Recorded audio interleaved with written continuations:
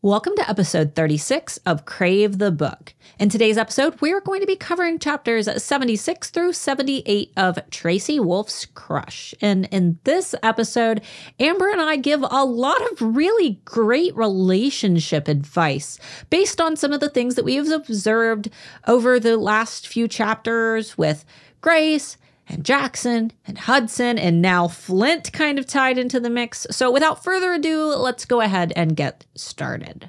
Let's do it, guys. Let's do it. Let's do it. I'm feeling very, I don't know. I've got a little bit of spice to my attitude today because I had to re-record a YouTube video that I already recorded. So you guys get the ultimate spicy on my end. Today, just a little salty. It's just a little salty on the tip of your tongue because today's episode 36. And it's funny, Mr. Moore was setting it up and he's like, "You about done with this book yet?" And I'm like, a little more than halfway. So, but this, I mean, to be fair, as the series goes on, the font gets smaller. So it's like the book looks the same, but every book is more. And it's only, I think that next few books we'll have to read larger chunks. Yeah. But the scenes are longer as well. I think that the scenes in...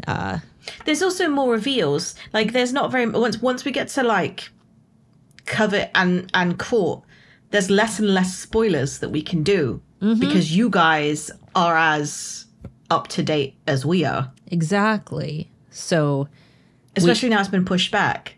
Charm and Cherish aren't really going to be a part of our podcast for a while. So therefore, we might have more of a chance of finishing at least Covet by then. I was going to say, we won't finish all of them by then. I highly doubt it. I think that we are stuck doing this for the rest of our young lives. I have a feeling right when we get done, Tracy will announce, like, Cherish isn't the only book. There's going to be another one. Not that we don't love doing them, but... We thought that we were going to be doing it up until Court, and then we got Remy's spinoff announcement, and then we got Cherish, and we still have Charm. So we will be here for quite a while. But guys, if this is your first time listening, for whatever reason you decided that episode 36 is where you wanted to start, you should probably listen out for a very special sound if you don't want anything spoiled for you. Amber, do you want to tell them what that sound is? Yes. So just like every other week and every other episode of Crave the Book Podcast with myself and Stana Moore, you will need to listen out for the wolf howl, and it sounds just like this. Woo! And that signifies that whatever we've decided to discuss for the episode based on the chapters that we've read, that will be the end of the safe content. Everything after that howl is going to probably be a spoiler or a surprise or something you haven't read yet if you haven't read the rest of the books. Today's spoilers will be at least up to Covet.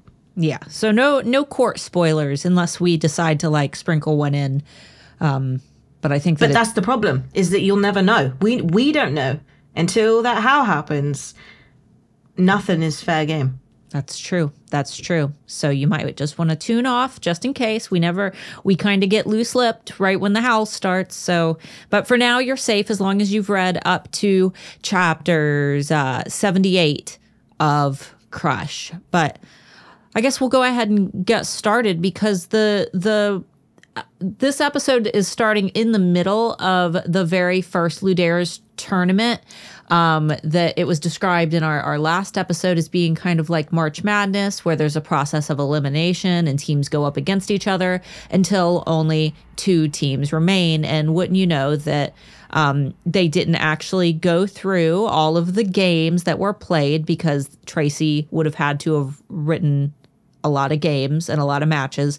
So I said this is where if it were a movie, they would insert like a sports montage, and then within like 2 minutes of sports montage, we're finally at the final game, the final match. And of course, it's Grace's team and arch enemy Cole, the asshole werewolf, and his little crew, which is kind of an issue because Xavier, the one cool werewolf, is on Grace's team, and he's like the only cool werewolf that we've even seen so far. And Cole, the alpha of the werewolves, is on the other team. So it's going to be like, you know, a dominance battle there where it's like, oh, you're going to be disobeying your alpha by even going up against him. And Flint even offers to let Cole sit it out. And Cole's like, no, I'm not a punk. Like he gets super pissed about it because he kind of wants to prove himself. Also, wouldn't it mean that all of the other werewolves in all of the other teams would have not felt exactly the same? I think it's different for Xavier because Xavier didn't grow up with Cole. He was brought in, he had just gotten there, a year ago? So where Macy said that most of the students went to middle school together, and these students, you know, they all know each other. So it's probably a little bit more insulting to have like the new guy come in and, you know, hand the alpha's ass to him. And if we're going by, you know, like actual wolf pack logic, an alpha is typically, you know, dethroned by whoever the next strongest male is. It's a dominance battle. Yeah. So once that alpha becomes either too old or incapable of running the pack, the position goes. But also in biological terms, and me and Starla are a little bit nerdy. Cole is a terrible alpha. Oh yeah. Emotional, dramatic, impulsive, defensive. He doesn't think all the things ifs through. Yeah, he's already had 2 like signs of weakness to the vampires. Where, you know, this is same guy who Jaxon drained in Crave during that scene where Grace first kind of experiences Jackson's power. And again, when Hudson takes over Grace's body in order to get the alpha wolf's tooth for the spell to get Hudson out of Grace's body. And so was Cole like aware of that? Because surely he would have called Grace out at some point before this, because he doesn't know that Hudson was the one that was controlling her. Well, maybe that would be another sign of weakness. If he actually, like, maybe he assumes that that only a few people know. And if he makes light of the situation, then like, it's like, oh, you know, you got beat up by the human girl. So yeah, but she's a gargoyle now, so it's much more badass. Yeah. That's so true. It's purely sexist. But she wasn't a gargoyle. Like, she still hadn't learned how to control her powers. This is a more recent occurrence. And I'm sure that even then, he still probably isn't seeing her as an equal just because he seems like an asshole. So, yeah. But either way, yeah, bad leader overall. No father figure, nothing. Terrible person. He's an awful wolf. Terrible wolf. So the next note is mine, and it's a gift that keeps on giving. And Eden says that she likes Grace's style, and it's because any girl that can keep 2 men in line at the same time is a girl that I could get behind. And I was like, bad, Amber. Get your mind out of the gutter, Amber. Utter filth, Amber. But she says it again in these following chapters, where she could get behind something else. And I was like, please, stop, Eden. Stop. Stop. Eden. This is a PG-rated book. Stop. I don't think it's PG-rated. No, it's not. Definitely up until the last chapter that we read. And then I was like, oh, okay. By the way, did we say which chapters we read today? Yeah. And I say it during the lesson intro. Yeah. So once again, this is the second or third time during this whole, no, it happened during practice. It happened at the beginning of the game, and it happened again, where Hudson is literally the only one to give Grace any like motivation, any pep talks, any other than "you've got this." It's yeah. Like, thanks. I mean, that's not really helpful. You can tell me that, but that's not going to calm me down. Yeah, and Jaxon. I mean, Jaxon does shoot her like yeah, you're a badass, but like That's great. But Hudson's the only one really talking to her and, you know, keeping a line of communication going so that she doesn't feel so freaking alone, especially in this particular match, because the other matches, like, they were fun, but now it's like Cyrus has introduced the comet in this match. The opposing team is literally everybody who hates her. So the stakes are a lot higher, but everybody else is still just like, you know, it's, I think the best thing for the anxiety, the best thing that Hudson says was that, don't worry, this isn't the only bloodstone that exists. If we don't get it, we can always get another one. That is one of the only things that calms me down. If I know that something is like, there is a pressure in it that I have to complete something or to do something by a certain time. Like, for example, me and Sarah both run businesses. We have crunch times, we have deadlines, we have things that we have to get done by a certain time. But sometimes it does take somebody else to just say, it's okay, there's always another launch. If you don't fit it in this time, there's always another Christmas. If you can't get it done in this time, get it done early for next time. And that's just one example. But yeah, just him just saying, like, if we don't get it, it's not the end of the world. Yeah, because sometimes we convince ourselves that it is, and it takes somebody with an outside perspective to be like, okay, what is the worst case scenario if you don't, you know, if things don't work out the way that you want? What's the worst case scenario if we don't get the bloodstone during this match? Well, there are other ones. This is the easiest one to get, but it's only easy because it's right in front of us right now. There are other ones that exist. We will find a way to get another one. And, you know, obviously Hudson doesn't really want them to find everything. I definitely think playing the what's the worst case scenario thing with another person is the best solution. If you are ever going through the what if sort of loop in your head, actually voice those like concerns with somebody and say, look, I don't need solutions or you to like necessarily just listen. I need you to come up with an answer to, what if this happens? Well, this can happen. Or what if this happens? Well, then we'll do this. And it actually airs those concerns out. And then you realize that they're not actually that scary and an outcome. I did it. I fired my bridesmaid. When I was getting married, I fired my bridesmaid because she was not being who I was hoping her to be as that role, and it turned out that it was my sister-in-law. And going into it, I didn't want to do it because I had to upset someone. I had to essentially tell somebody that I didn't want them to take part in my wedding in the way that they were expecting.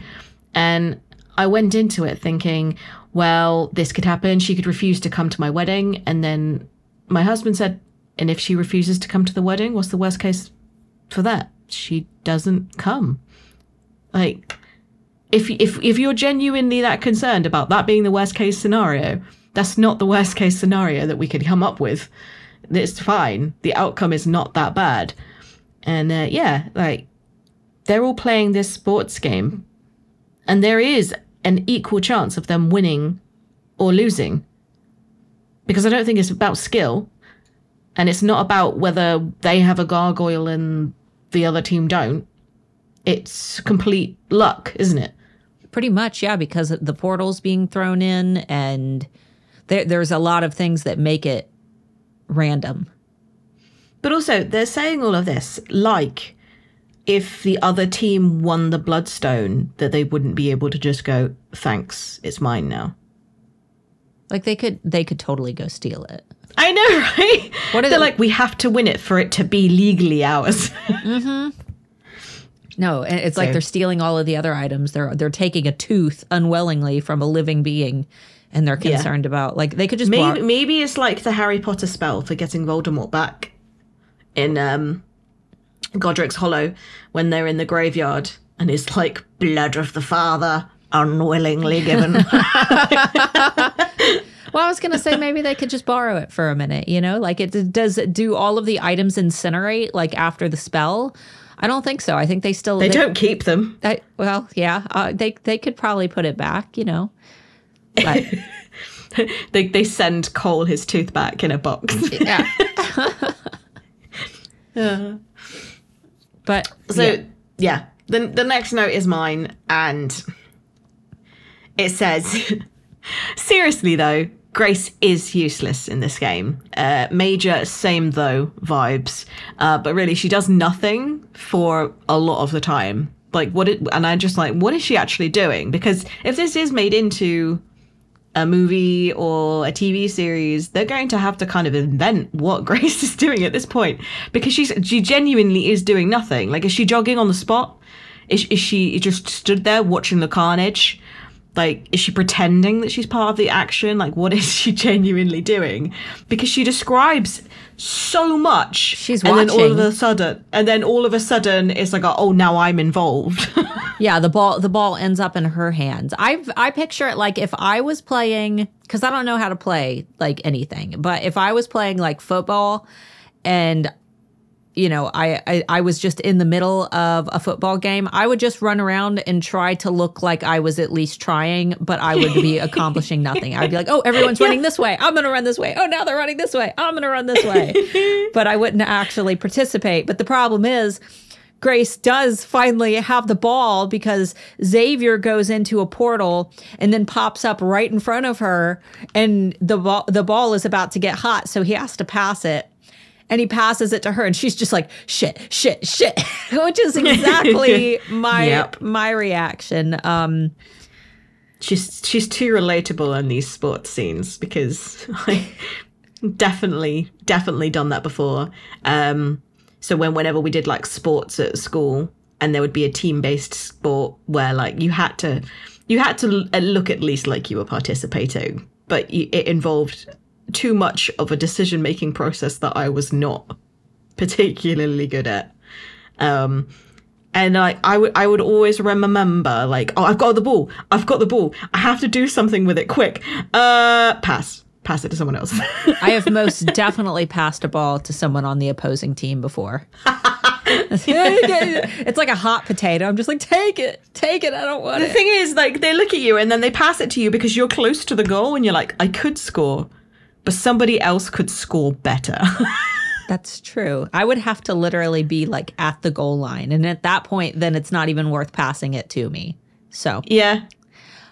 And if they did, I'd still cook it up. Yeah.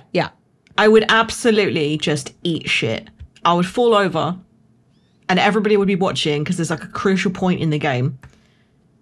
And I would probably fall over. And it would be the moment where I think, oh, I've got this. And then I fall over. That is guaranteed to happen. And that's why I do not participate in sports. You get that little glimmer of hope, and then it just shatters. Everyone is embarrassed for you. That's when they do the ooh face. That's or they do. So do you in America, when you are sat in a restaurant and somebody drops a glass, what do you do? We all go, oh. We go, way! We do it like, well done, way! And that would be exactly the noise that the entire crowd and the entire team would make watching me eat gravel.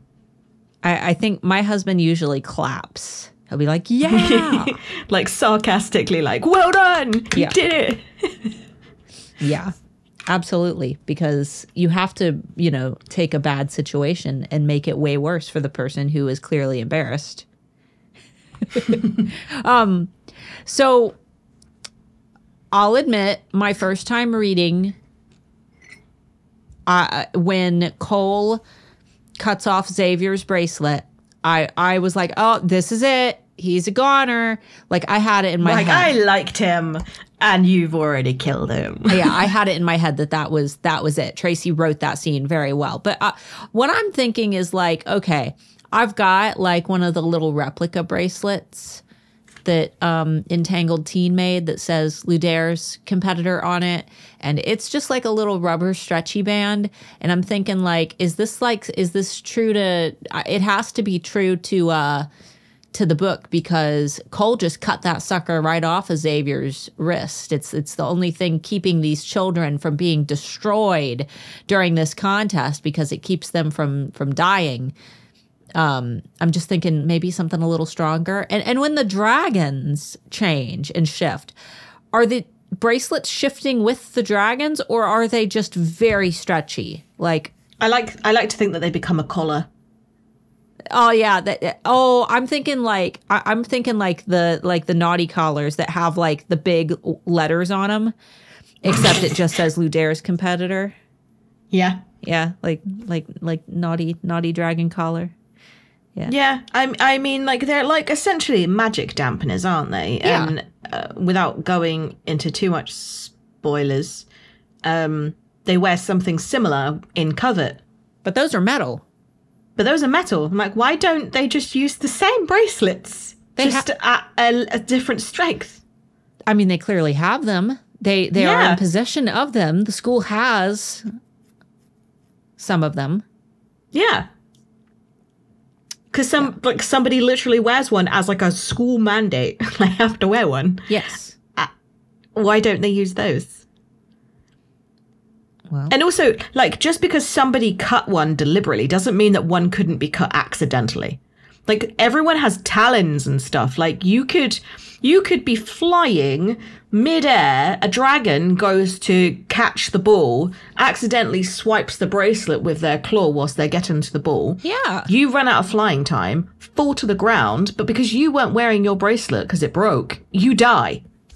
And why did no one call off this game the moment that happened? Like, that would be an absolute referee moment. Yeah, are there no penalties to this game? Like, we've just made a student basically mortal, like, and then they just allow it to continue. And I mean, I said in my notes this would have been the perfect opportunity to call in Hudson the Chicken Whisperer, because thankfully Macy changes Xavier to a chicken at the very last moment, which, if you guys have not watched my Ludares ASMR, I threw in the chicken scene into my ASMR. So make sure you go watch that. It's currently on the Crave the Book Podcast YouTube channel, and it will make you giggle and snort. But, but yeah, I think that this was Macy saving the day, saving Xavier's life, but very, very poor, like, school, moderation. But also, she didn't just like go, I need to save somebody from like the outcome of this, therefore I'm just going to do the first thing I think of. No, she literally took it, like, changed him into a chicken because of the connotation of what he had just done. It wasn't just a punishment, it was a smart punishment, and also she rescued Xavier from what Cole was about to do. It was a humiliating statement. Yes. And the whole school saw it. Yeah. And chickens seem to be a theme throughout the Crush, Crave, Crush, Covet. I think just Crush. Crush, we've had several chicken references, but I haven't. But there's a chicken reference in Court as well. Oh. I can't remember it, but we'll Really? You can't remember the chicken? Oh, God. In Court? Chicken Flint? Chicken Flint. That's right. You got, okay. Yeah. I remember. Yeah. Everybody at some point that was is involving a chicken. Maybe Tracy really loves chicken. Maybe she loves. She is from, like, she's from Texas. Is there a lot of chickens there? Yeah, I mean, they kind of, there's chicken, there's... It's their national animal. No, there's chickens kind of, I mean, California we had a grocery store where there were, like, chickens in the parking lot, and everybody just called them the famous chickens of, like, this particular parking lot. Nobody knows how they got there, but they just live there. Chicken car park. Shout out to Yuba City, California, for those of you in that trash hole. I'm sorry to all of you. Let's see. Oh, and I love that I love your next note, because I feel like it's the same here. Reading these chapters of Grace going through the Ludares match, it does sound like sports commentators. It does. And it's because the way that it is written is not written in a way where somebody has gone back over and edited and edited and edited and edited to make it really flowery. It's panicky. The way that it is written is panicky, but also it must be an iteration of her first draft, because it's the and then suddenly, but then the way that it's written, it's not using like new and exciting conjunctions and like metaphors and things like that, because when you're in the moment and commentating on a sport, it's literally what is coming out of your mouth. You are describing the scene and then that is it. You don't get to go back and relive it. You don't go back and start talking about it again until you have a break. You just keep commentating on what is happening, right, so much that you don't actually have a chance to edit what you're saying. And it's also being written as a participant and not a spectator, which makes it even crazier, because Grace is actively participating and describing everything as it's happening, and she doesn't have time. I mean, there's even sentences that aren't finished where it'll just like cut off and then jump, you know, where she thinks that this is perilous, where we have, this is the end of the game, we've lost, but then, and yeah, it's constant motion. Yeah, but and it's not a reflection on Tracy's writing. It's not like this scene was written really badly. It's more immersive. Only those chapters. I think it's real. Yeah, I think it's more immersive because like that's how you read it and you're like, wait, I confused. What is going on? So would anybody else who was on that field. Mm-hmm. Like, that stadium was absolute chaos and fast-paced and confusing as well when people go through the portals and then pop back up at the complete opposite end of the field, and you're listening to the crowd like groan or cheer, and it probably is one of the most overwhelming experiences ever to be in a crowded stadium like that, participating in a sport that A, you've never played before, and B, literally got told the rules like 3 minutes ago. And C, supernatural. Poor planning on this entire school's part. Grace. Yeah. But at the same time, they've probably all grown up with it. Yeah, they've been able to watch it. It's like, it's the difference between watching your parents drive and growing up in cars and being able to get in a car and have a decent idea of what you're doing when you first learn to drive, versus seeing a vehicle for the very first time, being seated in it and told, okay, take me to the grocery. Like, or even just being placed in a different country. Yeah. And like saying, like, you know how to drive, right? And yes, I do know how to drive. But driving in America, for example, is a whole different ballgame. Yeah. Like, at no point did I volunteer to drive. I could have, but no. And then there's your husband. Like, turning right or turning right if there's a red light. Like, no, absolutely not. No, I wouldn't. I would sit there. I would get beeped at and sit there. And you would get beeped at. I know. I probably would get like overtaken. I don't know. As long as I know how to drive, but I wouldn't in a different country without if you went right, you know where Starbucks is. Driving to Starbucks, I'm like, no, I'm okay. Oh, let's walk. Yeah, I would walk. How many miles is it? 7 miles? Oh no, we can walk that, no problem. Yeah, we'll get back in the afternoon. It'll be fine.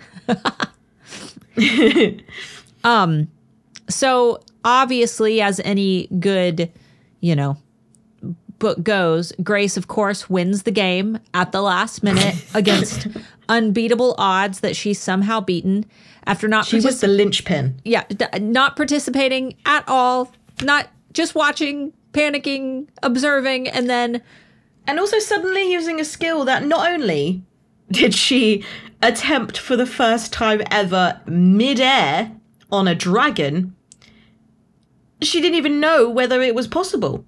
She just went, well, what use is it being able to turn to stone if you can't do it to other people? Let's try that. Let's see. What? You just like you just a random thought that's come to your mind in that moment, and you decide, let's try it, and immediately know exactly how to do it. Like, it wasn't even like, oh no, that didn't work, let's try something else. Like, well, it's like fight. And or she never did it again. It's fight or flight, but she's got fight and flight. It's fight and flight. Grace's fight and flight. I wish she'd do it again, like turning random people to stone just by poking them.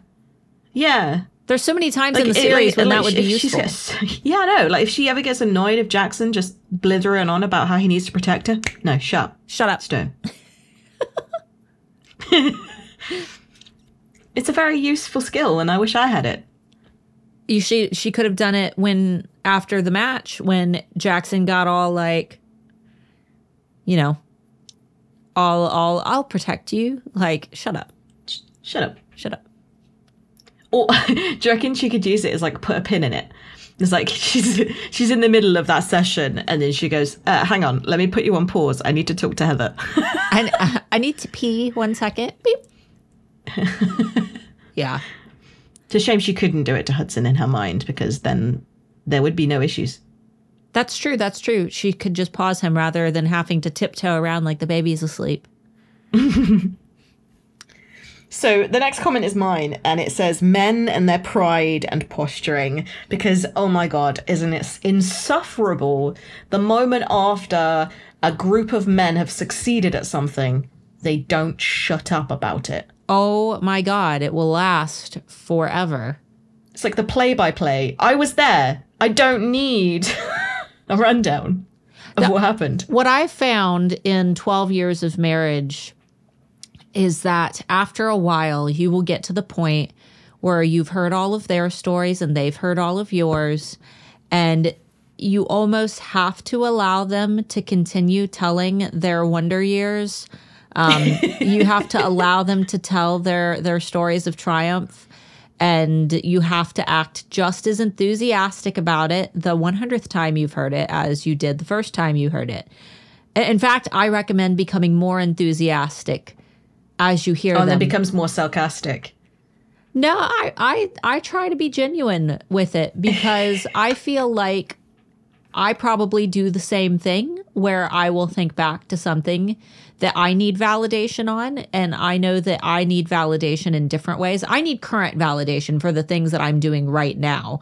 And I think that, you know, some guys need validation for choices that they've made in the past, and or how they've grown since those choices were made. But like, I absolutely don't mind it, and I love it when it's like part of a storytelling session when they're telling other people. But it's that moment after an event where they're all telling the play-by-play to the same people that were there for the event, and I'm just like, why do you do this? Is this a thing? Maybe it's is it because is it a man thing, or is it a not me thing? Does that make sense? I do it. I think I do it. I think it's to kind of make sure that the thoughts that I have mirror the thoughts reflect, did everybody else interpret this the same way that I did? Did I miss anything because I was so excited in the moment that maybe there's something about it that I didn't get perspective on that you noticed that I didn't notice?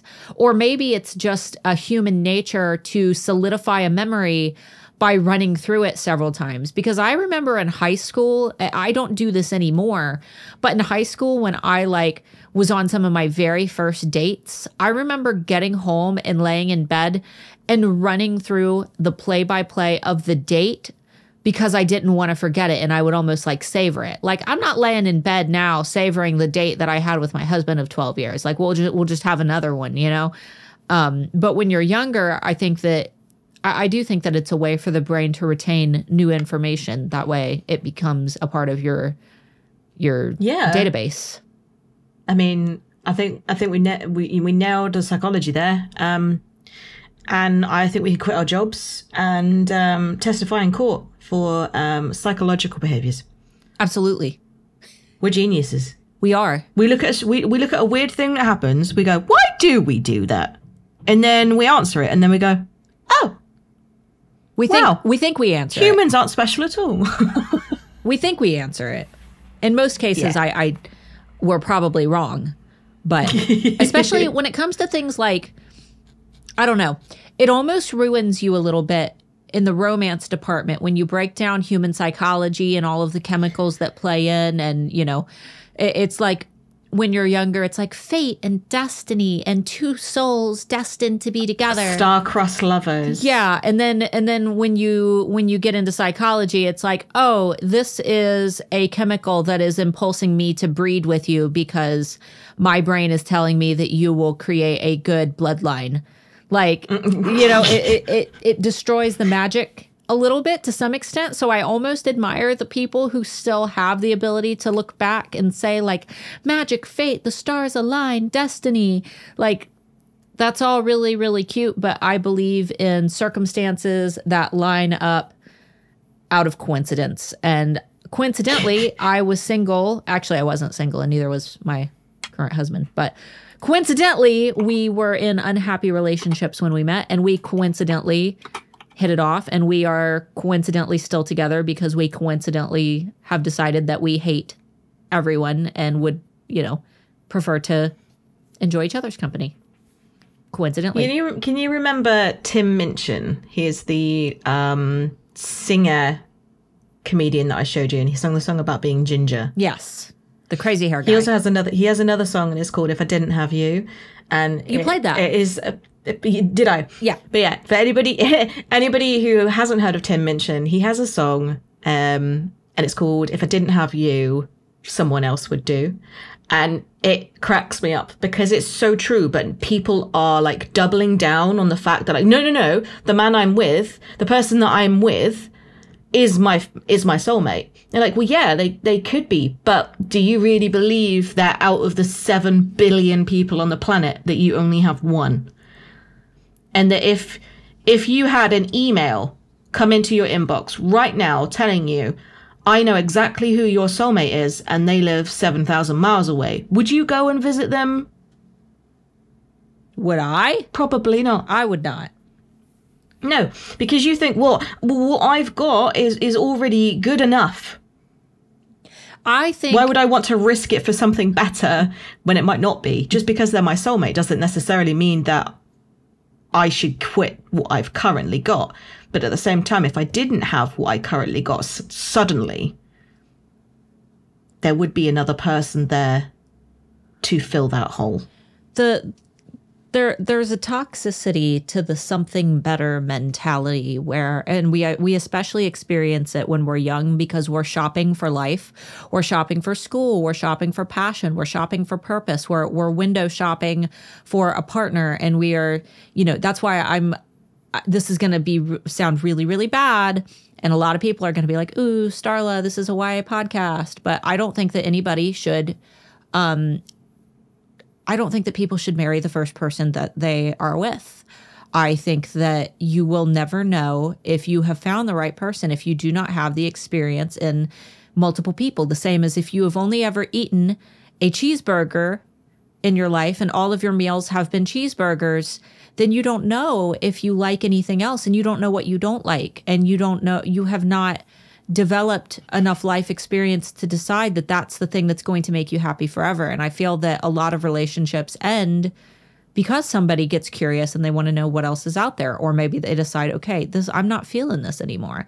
So that whole window shopping, upgrading life partners thing, I think is something that you need to do while you're young. But then there does come a point where when you're older, you have to say to yourself, am I becoming complacent because I am bored? Did I settle as well? Right. Did I actually settle? Exactly. Am I idolizing fantasy characters, for example? Did I read Twilight and now I'm upset that my boyfriend doesn't act like this fantasy character written by a woman? If you find yourself feeling like that, then maybe you need to analyze yourself and decide if maybe it's more of a problem with you and not so much a problem with them. And maybe your expectations are too high. But at the same time, I feel like, there are also a lot of people who stay in toxic relationships that they should get out of. So it's a balance. You have to. There's also the case that just because you think that the grass might be greener because your husband or your wife or your partner has started to let themselves go, or they're getting older, they're going bald, they're losing that romance and don't do things anymore. They're tired. You've got children together and you just have no energy or time for each other. Wouldn't they be feeling exactly the same? Yeah, you have to work together. That's sometimes the grass is only greener on the other side because somebody shit in it. Like, I mean, really. So, and that is a saying to take to the grave. Yeah. Wow. I mean, and the thing is, you cannot water your grass alone. Love cannot be a house plant that you are responsible for watering.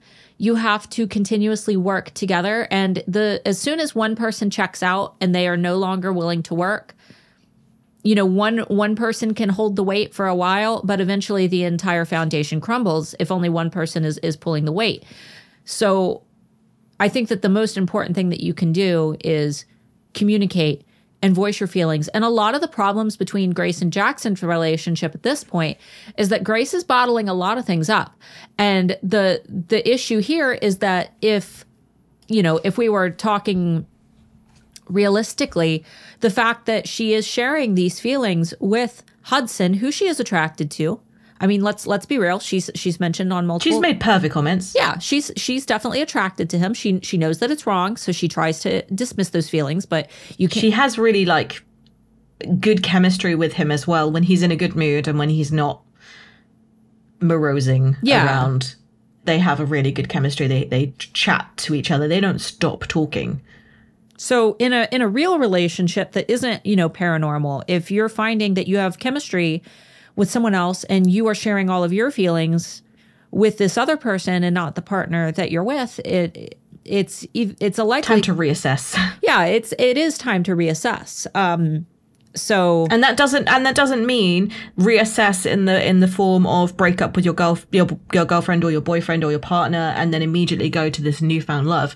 It's actually reassess with yourself of what would make me happier.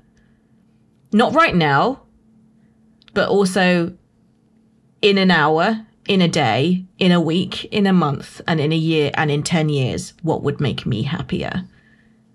Yeah. Because if you're saying, well, I can't break up with them because it's going to upset them, but also how much of it's going to upset you if you keep breaking the hearts of two men at the same time because you can't be the one to decide? Exactly. You're dragging two very hopeful men along, hoping that you're going to pick them. Yeah. And at this point, and this is in terms of Grace. This is completely this is in terms of Grace right now. Yeah. So please feel free to swap any pronouns. But and you know what's? I'm gonna skip one of your notes just momentarily because this ties in.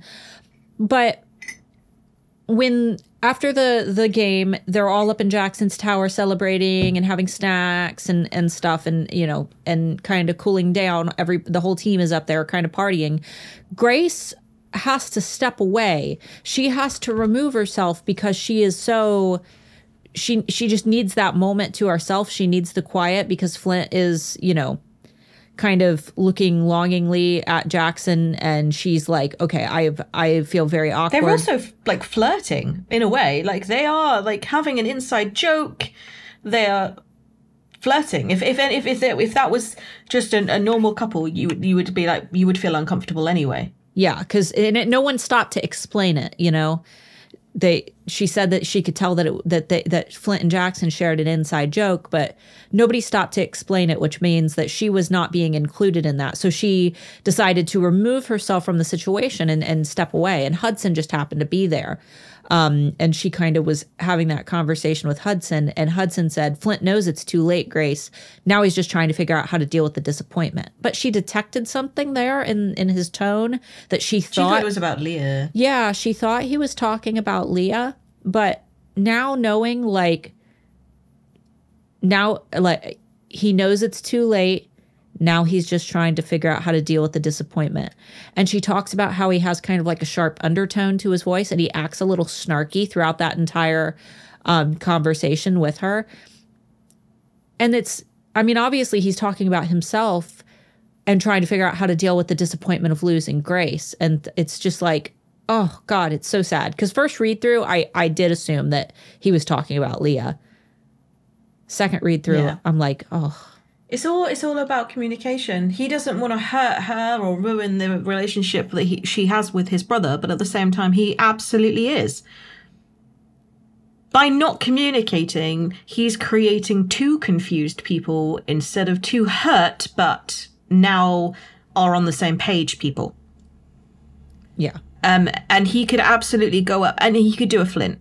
He could do a Flint and say, I'm going to probably hurt the person that I'm going to tell this to, but I need to be truthful and say the truth. And she can do whatever she wants with it because he's already known that he's lost her.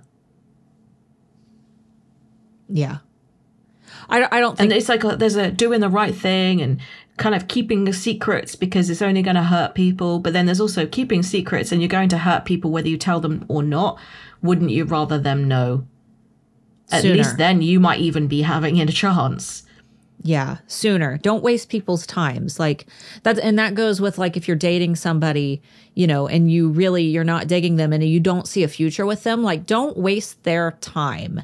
Don't worry. Mm-hmm. I mean, they're going to be upset and you're probably going to be upset and they might, be devastated. But what's going to be more devastating is if you string them along for a long time or, even cheat on them. Or wait for certain things like, oh, I can't break up with her now because it's Valentine's Day. Or I can't break up with her now because it's Christmas. It's like, no, actually, it's more upsetting for you to still get me a Valentine's Day gift and then 2 days later break up with me. And it's like, how long have you been feeling this way? We just had a lovely Valentine's Day. I'm now even more confused. Right. I thought I was safe. This made you did a gesture that made me feel safe. And now I feel unsafe. So, and equally, if you love someone and you're afraid to tell them, that's a very scary leap to take. And usually it is one person that says it first. But don't be afraid to be that first person because they're either just going to say, okay. I mean, that's probably one of the worst things that you could hear would be, okay. Yeah. Seriously, what would be the worst answer to I love you? Well, I don't love you. And it's like, okay, then why are we together? Yeah. I know that you're not supposed to go into a relationship specifically because you're hoping for love, but also why would you stay in a relationship that you didn't ever expect to become love? Yeah, I mean, it's okay to like test the waters a little bit, but both parties need to have that understanding that that's what this is. We're testing the waters. At any point, one of them could, and that it should be absolutely okay for that person to say, I have fallen in love with you. Whether that's not okay in the other person's books, that's on them. And then they need to be able to accept that the other person does have those feelings and also be open to having the discussion about it. If somebody's afraid to say that they love someone, then they need to just be able to say it. Yeah. And I've been in a relationship where I've said, I love you way before. And the guy said, oh, I love you too. And it meant the world to me. And he kept saying it. And then one day he said, I did just mean as a friend. Yeah. There are also, and I'm like, why did you bother? There are also gestures of love. Like, and you've got a note here, the energy. We talked about Hudson disappearing that morning before the game and then coming back. And now after the game, he's looking all like haggardly and gaunt. And, his cheeks are kind of sunk in because the reason he was gone was he was feeding Grace more energy. And she's just now figuring that out. And to me, like, that is a silent act of love. He did not do that in order to get a reaction from her. He did not tell her that he did it. He did something kind to help her without acknowledging it.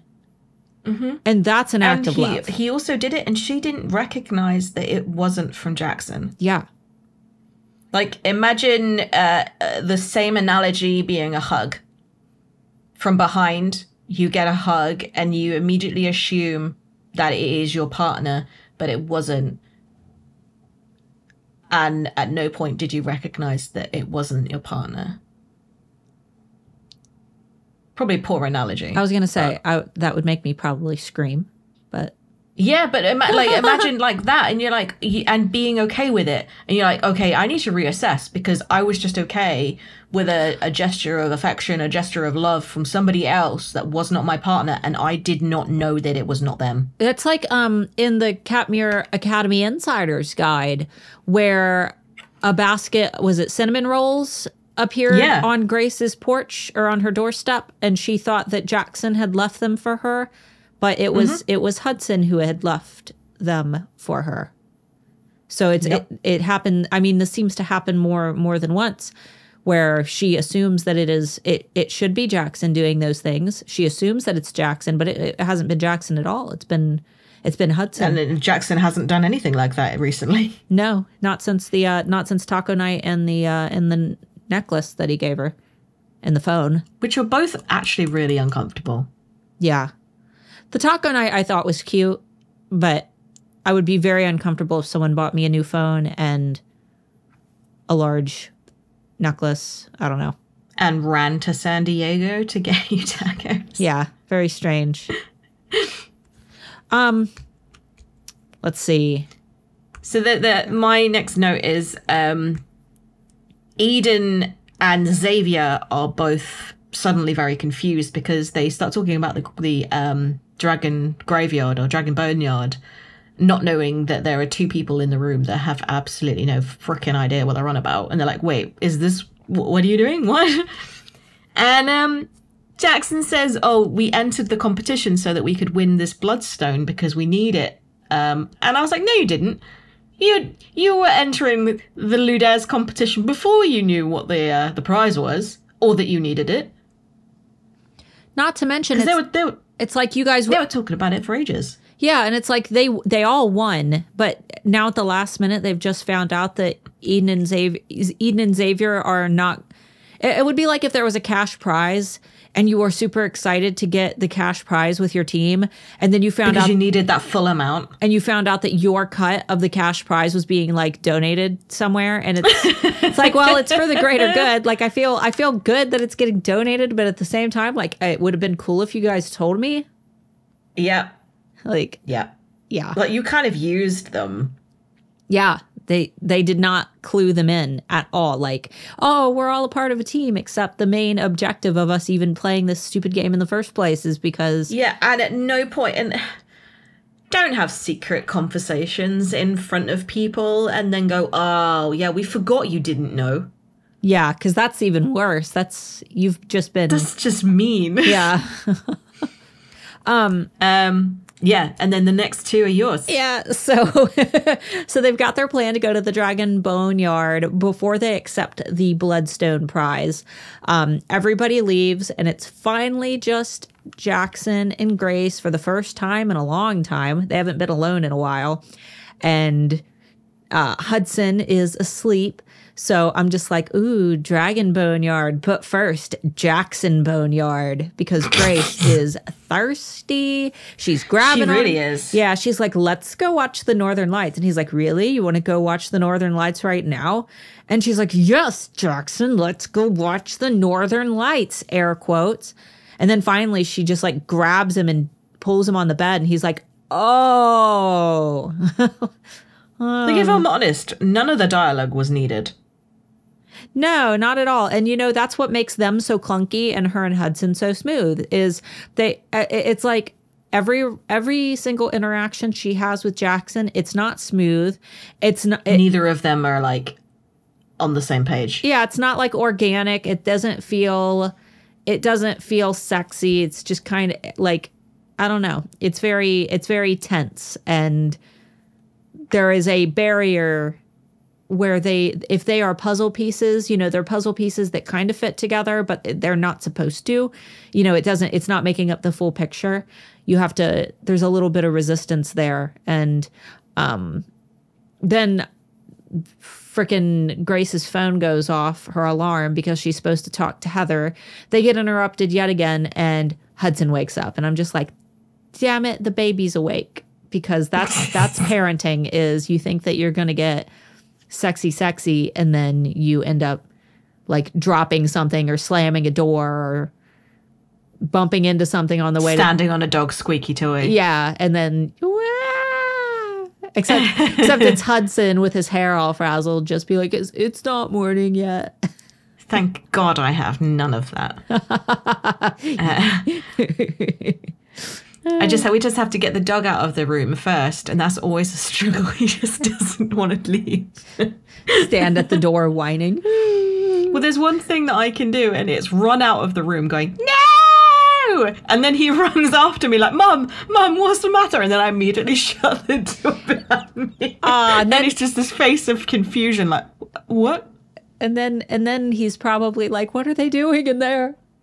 Oh no, I'm imagining his like just head cock, like wide eyes, like they're making really strange noises. I hope she's okay. Bless him. Do you want to get into spoilers? Yeah. We're at 58 minutes already. So thankfully we have essentially we have two very, very short ones, and then one that I'm just like, yeah. I hope this is true. Yeah, well, we covered the first one already. Jaxon and Flint shared an inside joke, which never gets explained.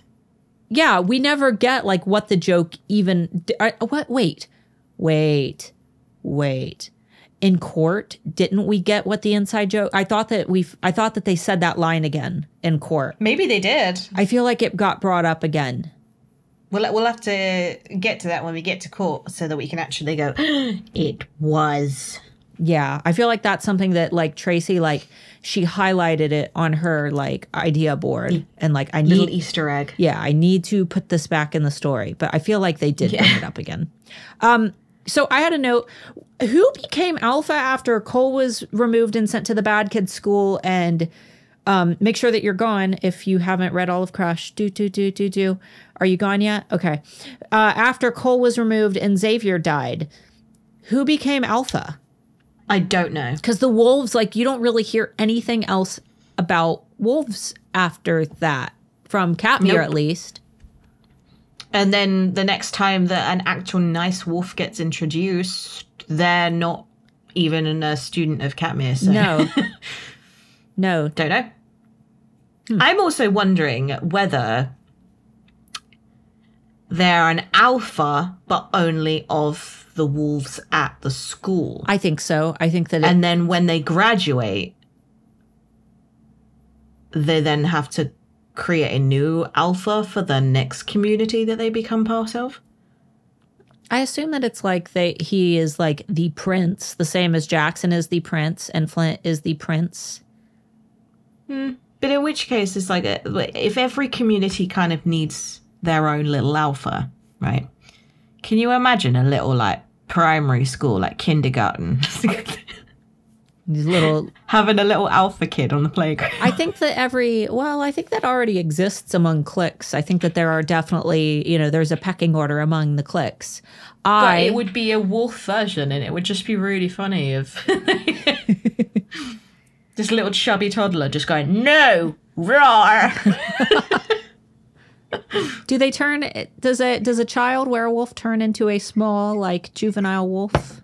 I hope so. Like just a puffy little, like, completely a puffy pup. Yeah, just a completely non-threatening, adorable puppy. Like, I really hope so. Yeah. Same with the dragons. Do you reckon, like, as well, like, where you go to, like, their school photos, they have photos through the years of them all sat on that same chair in the same pose. I wonder if you get an option for your yearbook photo at Katmere. Do you want the dog or do you want the human? Yeah, which form do you want to be? Do they have like the dragons where they have a giant studio set up with like a really big like backdrop? I also hope that like when it comes to graduation photos, when you wear like the hat and you hold the scroll, you have to hold the scroll in your mouth. Yeah. They keep it all rolled up for the for the wolves. Or maybe it'll just, the half shifted. Like there were some games where only their heads were shifted for That's Ludares. weird. Yeah. Why only the head? Surely that's not even that useful. It would be even weirder if it was just the body and a human head. Just adding a tail and then we become a furry. Yeah, absolutely. Do like a full like anthro thing. Okay, so here's my look. Getting off topic here, but we only have one more point. So I have It's allowed. here. It is allowed.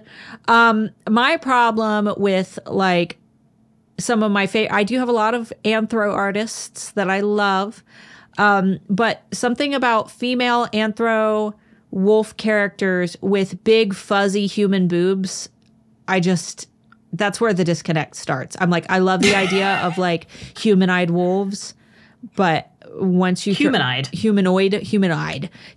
wolves, but once you put like big furry boobs on it, I'm just like, I'm out. Yeah. I'm like, because giant, the boobs, big boobs is a human exclusive trait. We're like one of the only species who has, and well, we're one of the only species that continuously has the swollen part. Yeah. It is the same as a peacock with a big, beautiful tail. It is, which, in most cases, it's the male animal that has the feature because the female typically chooses the male. And I think that for females, it is just a sign of, healthy reproductivity. Yeah, healthy breeding. Same with large hips. However, that definitely backfires. Oh yeah, and scientific. Like I lied. Scientifically, the reason that that and once again talking scientifically, not talking various gender specifics, but scientifically, females have wider hips. Males tend to be attracted to wider hips because it is an ease of birth feature. Females with wider hips typically have easier deliveries, especially if we're talking about pre-medical stages where we were just popping out babies in the woods. There is a less likely chance of female dying and getting stuck. Yeah, or getting stuck and, child dying. Therefore, larger breasts means better, feeding of the baby. And wider hips means better childbearing. So everything. And then they wouldn't pass it down into their children to be able to have those bigger hips because they would die. Exactly. And we need, it's typically whatever can carry a bloodline. Looking for features in your partner that will be able to carry on genetically to create whatever the strongest bloodline will be. That is, why we are attracted to who we're attracted to on the primal level. So now you know something. Now you learned something interesting. A helicopter is going past. It's making the worst noise ever. That's okay. Well, we've got one more point, and I think that it is yours. So it is. So I said, I really do hope that Hudson was definitely asleep when Grace used the Aurora Borealis as a code word, because she only ever uses it once more, and that's just after the Dragon Court and spending the night with Hudson when she's trying to calm Jaxon down and says, you remember when we watched the Aurora Borealis? Oh. Let's go watch it now. And Hudson did react way more to her saying that than a person with no context would. Yeah, okay, so that, for everybody who needs a refresher, that was the fight right when Grace and Flint and Hudson got back from the Dragon Court, and Jaxon, like, just out of nowhere attacked Hudson. And that's where we found out about Jackson's soul being shattered and him saying, Grace, I'm all fucked up. And she was saying anything she could to calm him down. But that was also that moment where Grace was like, this is the moment that I realized that I have to be with Jaxon to save him. I have to save his life, and that is more important. Yeah. And then Hudson, he just gets absolutely livid and stomps off, goes down to his lair, and then we get, you know, that chapter from his perspective where he burns the poetry book that he gave to Grace. Yep. Yeah. But yeah, that's like one of the things when she said, like, let's go watch the Aurora Borealis. My brain went, oh, that's ringing some bells for me. And the only time that I remember her using it again, because she says in that chapter, she says that she wanted to make it their code word forever. Oh, no. And it's like, oh, like imagine if the code word wasn't there and she said it again. You don't create a code word unless you mean the intent that you meant it when you said it. Yeah. So like, Jaxon, remember when we made out? Let's go do that again. Yeah. Because it's really awkward. Which sounds like, you know, something that Grace might say, like, to Jaxon to try to calm him down, because she's very self-sacrificing. She's very much a character who will do something that she doesn't particularly want to do in order to save that character. Yeah. And during the scene as well, during the kiss scene, Jaxon does like actually finally understand, and he opens the curtains so that the Aurora Borealis is like shining down on them. And I'm like, how much bloody luck do they have that every time they want it, it's there? People pay thousands of pounds to go on cruises to go find the Northern Lights, and they get there and it's the wrong season, or they just missed it, wrong time of night. Every single goddamn time this dude wants to see the Northern Lights, there they are, banging in the sky. Maybe he's controlling it. He has earthquake and Northern Lights powers. Oh, well, he's getting more and more powerful. He has a vast array of powers. They are just all useless unless he wants to get some. Yes. He is the power of seduction. All right. Well, I think that is it, guys, for episode 36. Thanks so much for listening, and make sure that you tune in every Sunday over on the Crave the Book Podcast YouTube channel, because we have some pretty cool ASMRs over there. I did one. It was a night in Jackson's tower last Sunday, so you can hang out with Jaxon and listen to him kind of pacing around his tower, and he reads some books, and I can't remember what else he does. There you can hear the wind whipping around outside, because I figure if you're in a tower in a castle, you probably hear a lot of wind. All right, guys. Thanks so much for listening, and we will see you next week. Bye-bye.